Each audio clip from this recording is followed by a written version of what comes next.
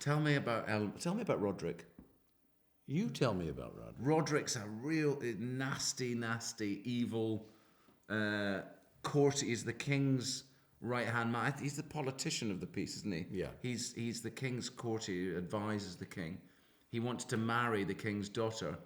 And in those days, probably that would be a marriage that would happen, but just for power. But he only wants to marry her so that he can become king in his own right at the end of the day. Right. He doesn't love her. And I play Elmont, and I look after. You tell me what do I do? Well, Elmont is one of the heroes of the story. He's the most noble knight that there is, and he's protected the king and I guess the queen at one point, right before she died, right?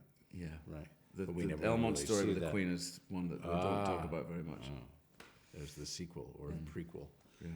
Yeah. But anyway, he protects the princess and will do anything he can to do right by her and by the king. And he's utterly fearless. He doesn't always accomplish what he makes an attempt to, but luckily Jack's there to sort of pick up the slack.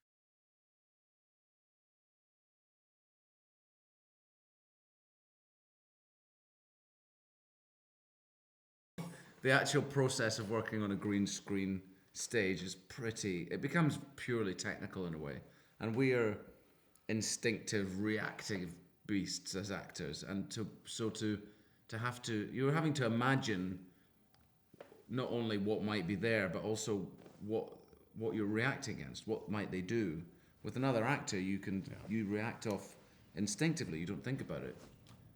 So that it's like a one-sided conversation when you're pretending to act with a giant. So it's complicated. It's very difficult, tedious, boring at times.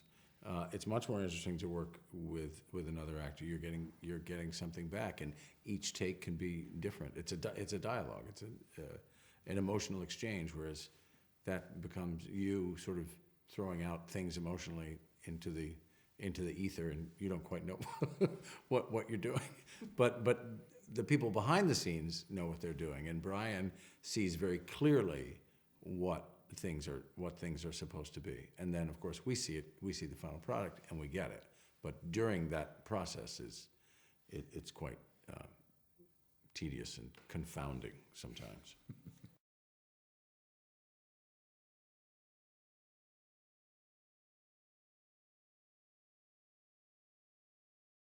Riding horses is always a great pleasure, and I've always loved to do that. And that was fun because it's a great pleasure to ride a horse. The climbing was awkward because of the armor, and it was often raining, and you're carrying a lot of equipment, and you've got harness, which is uncomfortable. And so the climbing was the most challenging thing, really.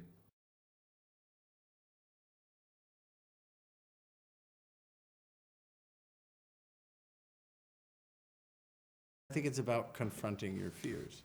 I think that's one of the overriding things.